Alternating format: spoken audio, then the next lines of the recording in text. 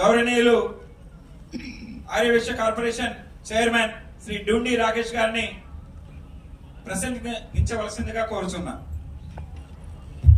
గారికి ముఖ్యంగా మనందరికీ ఆశీస్సులు కావాలా. అమ్మవారి ఆశీస్సులు ఎలా అయితే కావాలో పైన శ్రీనివాసులు గారి ఆశీస్సులు, ఇక్కడ ఈ శ్రీనివాసులు అన్న ఆశీస్సులు మన అందరికీ ఎల్లమెల్లా ఉంటాయని ఆశిస్తూ మా సీనన్నకి, కూటమి నాయకులకి, ఆర్యవైశ్యులకు అందరికి కూడా నమస్కారం. మరి ఏదైతే మనం చూసాం గత ప్రభుత్వంలో అనేక చోట్ల అనేక వ్యాపారస్తులు చేయాలన్నా అనేక ఇబ్బందులు పడాల్సిన అవసరం మన అందరం కూడా చూసాం. మీ అందరిలో వ్యాపారస్తులు ఎంతమంది ఉన్నారన్నా? ఓన్లీ బిజినెస్ పీపుల్ ఎంతమంది ఉన్నారు? Thank you. ఎన్నో రకాలుగా ట్యాక్సులు పెంచి, ఎన్నో రకాలుగా మన ట్యాక్సులు పెంచి వ్యాపారస్తులు ఫీ ఫ్రెండ్లీ వ్యాపారస్తులు కాకుండా ఆంక్షలతో కూడిన వ్యాపారాలు చేసే విధంగా మాత్రమే గత ప్రభుత్వంలో వ్యాపారస్తులు ఇబ్బంది పెట్టడం జరిగింది. అలాగే ఈ వ్యాపారస్తులు అంటే సహజంగా అందరూ గుర్తొచ్చేది కేవలం ఆర్యవైశ్యులు వ్యాపారం చేస్తారు. గతం నుంచి కూడా మన జనమంతా కూడా వైశ్యుల మధ్య వ్యాపారాలు చేస్తారు. కానీ గత 15-20 సంవత్సరాల నుంచి కనుక మనం తీసుకున్నట్లయితే అనేక మంది వ్యాపార వర్గాల్లోకి రావడం జరిగింది. వేరే వేరే కులస్తులు అందరూ కూడా వ్యాపారాలు చేస్తా ఉన్నారు.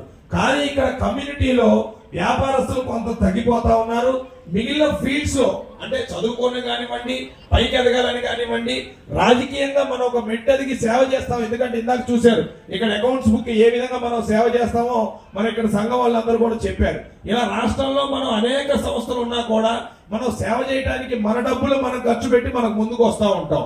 ఇటువంటి ప్రయత్నాలన్నీ జరుగుతూ ఉన్నప్పుడు కొంతమంది పెద్దల మనసులో కుళ్ళు పుట్టిందని విషయం మీ అందరికీ తెలియజేస్తా ఉన్నా.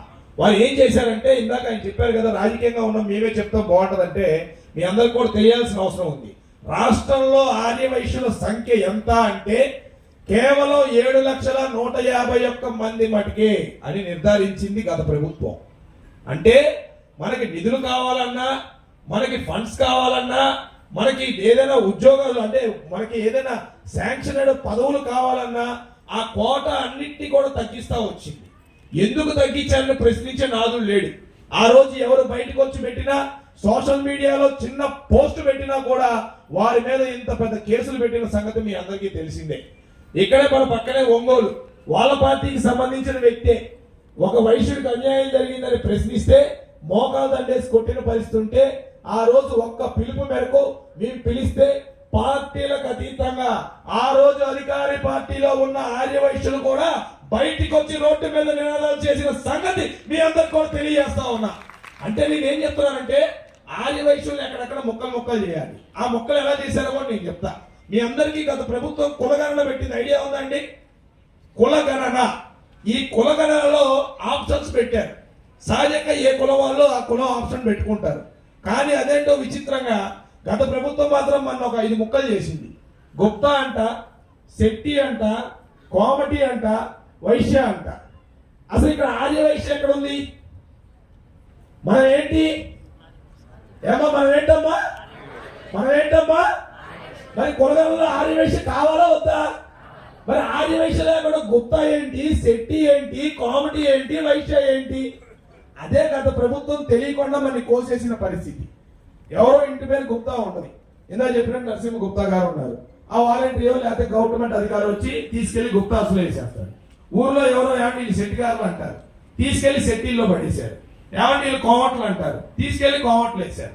ఆర్యవైశ్యులు ఎంతమంది ఉన్నారో బాబు అంటే అందులో రికార్డే లేదు. తీసుకెళ్లి అది వైశ్యాసాన్ని వైశ్యాసలో పెట్టారు. తీరా ఫైనల్ గా రికార్డ్స్ తీస్తే ఆర్యవైశ్యులు కేవలం 7,151,000 మంది ఉన్నారని చెప్పి రికార్డు తెలిసారు. అంటే ఎంత చూడండి, మనం అసలు జనం లేవంట.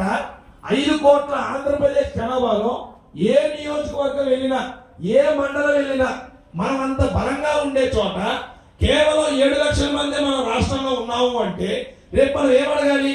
మన ముఖ్యమంత్రి గారిని కలిసినప్పుడు సార్ ఆర్యవైశ్యులందరూ ఓటేశారు.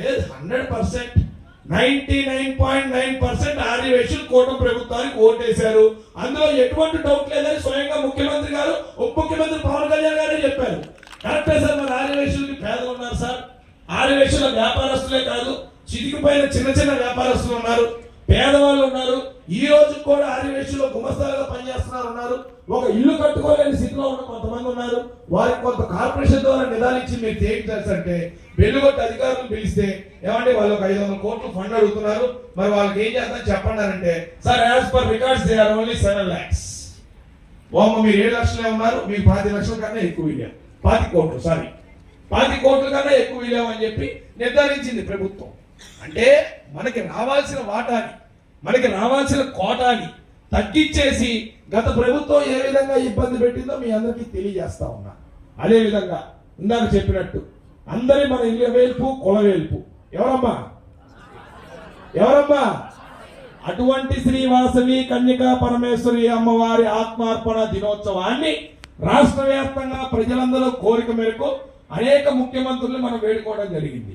సార్ ఇది ప్రభుత్వ పండగగా చెయ్యండి.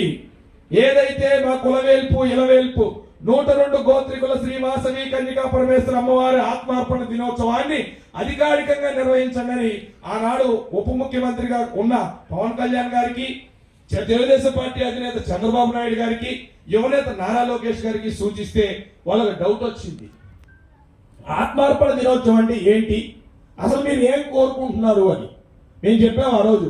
సార్ ఎలా అయితే శ్రీశైలంలో మల్లన్న స్వామికి పట్టు వస్త్రాలు సమర్పిస్తారో, ఎలా అయితే తిరుపతి వెంకన్న స్వామికి పండగ పూట బ్రహ్మోత్సవాలకి పట్టు వస్త్రాలు సమర్పిస్తారో, ఎలా అయితే సింహాచలం స్వామికి పట్టు వస్త్రాలు సమర్పిస్తారో, అలాగే పెనుగొండలోని శ్రీవాసవి కన్యకా పరమేశ్వరి అమ్మవారికి ఆత్మార్పణ దినోత్సవం ప్రభుత్వం తరపున మీరు వచ్చి పట్టు వస్త్రాలు సమర్పించండి సార్ అంటే ఒక్క మాట కూడా నో చెప్పుకోకుండా ఒప్పుకున్న వ్యక్తులు చంద్రబాబు నాయుడు గారు, పవన్ కళ్యాణ్ గారు, లోకేష్ అన్న అనే సంగతి మీ అందరికీ కూడా ఈ సభాముఖంగా తెలియజేస్తా ఉన్నా. ప్రభుత్వం వచ్చిన తర్వాత ఎక్కడ దాన్ని కాదనకుండా ఇమ్మీడియట్ గా అధికారులు పిలిచి కేబినెట్ లో పెట్టి జీవో పాస్ చేసి ఏదైతే అమ్మవారి ఆత్మార్పణ దినోత్సవం స్వయంగా మీ అందరూ ఎలా అయితే ఇక్కడ పంచె కట్టుకొని వచ్చారో అలాగే ముఖ్యమంత్రి గారు పంచె కట్టుకొని మన పెనుగొండ వచ్చి పట్టు వస్త్రాలు ఇచ్చిన సంగతి కూడా మీ అందరికీ తెలియజేస్తున్నాం అన్న సంగతి మీ అందరికీ చెప్తా ఉన్నా. అలాగే అమ్మవారి జీవిత చరిత్ర మన పిల్లలకి తెలియదు. ఇందాక చాలా మంది చిన్నపిల్లలు వచ్చారు, తెలిసి తెలియక ఆడపిల్లలు చాలా పొరపాట్లు చేస్తా ఉన్నారు. ఎందుకనంటే 102 గోత్రికుల శ్రీ వాసవి కన్యకా పరమేశ్వర అమ్మవారి జీవిత చరిత్ర ఒక్కొక్కళ్ళు ఒక్కొక్క రకంగా చెప్పుకుంటున్నారు.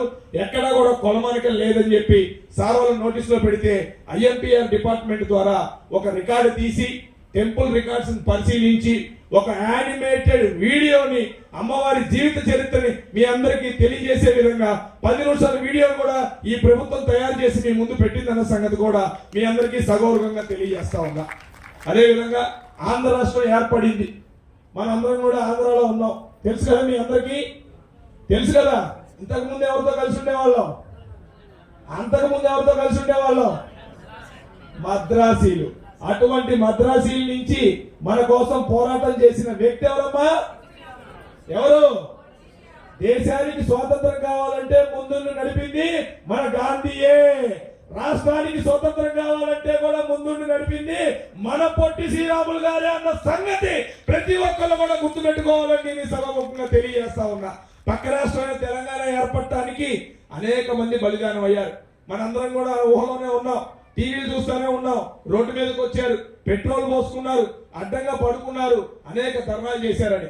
కానీ అదే తెలుగు రాష్ట్రమైన మద్రాసీల నుంచి విడిపించడానికి, తెలుగు రాష్ట్రమైన ఆంధ్రప్రదేశ్ ని ఏర్పరచడానికి కేవలం ఒక్క ప్రాణత్యాగం, అదే అమరజీవి పొట్టి శ్రీరాములు గారు అన్న సంగతి మీ అందరికీ కూడా గుర్తు చేస్తా ఉన్నా. అటువంటి అమరజీవి పొట్టి శ్రీరాములు గారికి మనం తోడుగా ఉండాలి. ఆయన చేసిన త్యాగాన్ని గుర్తు పెట్టుకోవాలని పవన్ కళ్యాణ్ గారు అనేక సభల్లో చెప్పారు. చంద్రబాబు నాయుడు గారు కూడా గతం నుంచి ఎన్నో చెప్పుకొచ్చారు. కానీ గత ప్రభుత్వం నవంబర్ 1 మాత్రం చేస్తూ ఆ రోజునే వాళ్ళ నాన్నగారి పేరుతో అవార్డు చేయడం మొదలు పెట్టింది. మేము అడిగాం సార్ని, పవన్ కళ్యాణ్ గారిని అడిగాం, చంద్రబాబు నాయుడు గారిని అడిగాం. సార్ ఇలా ఉంది సార్, ఈ రాష్ట్రం పుట్టింది, ఈ రాష్ట్రం ఉంది అంటే 58 రోజులు దీక్ష చేస్తే రాష్ట్రం వచ్చింది సార్. ఒక రోజు కాదు, 2 రోజులు కాదు సార్. భోజనానికి 1 గంట లేట్ అయితే మీటింగ్లు కూడా వదిలేసి వెళ్ళిపోతారు సార్ జనం.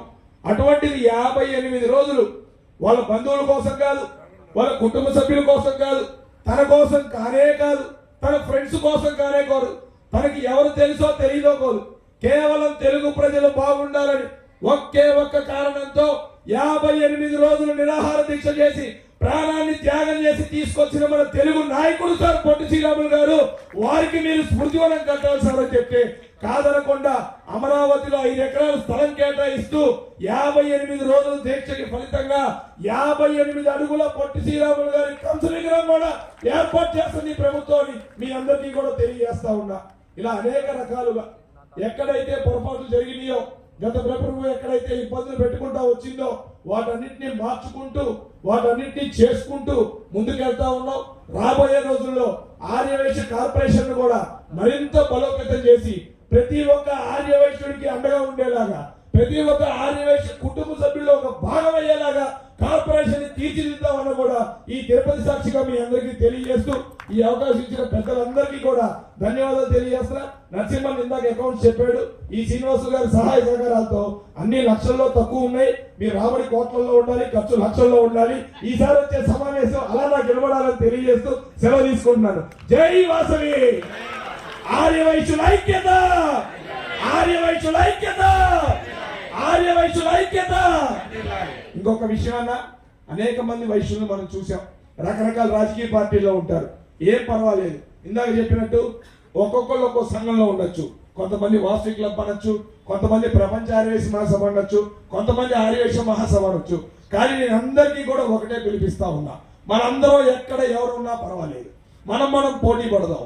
ఎందుకంటే మన డబ్బులతో మనం సేవా కార్యక్రమాలు చేస్తాం. కానీ బయట వాడొచ్చి మన ఆర్యవైశ్యుడు కనుక ఏదైనా అంటే అందరం కలిసి వాళ్ళు తరిమేదాకా ఒక తాటి మీద ఉందామన్న సంగతి కూడా మీ అందరికీ తెలియజేస్తూ సేవ తీసుకుంటాను. థ్యాంక్ యూ అన్నారు.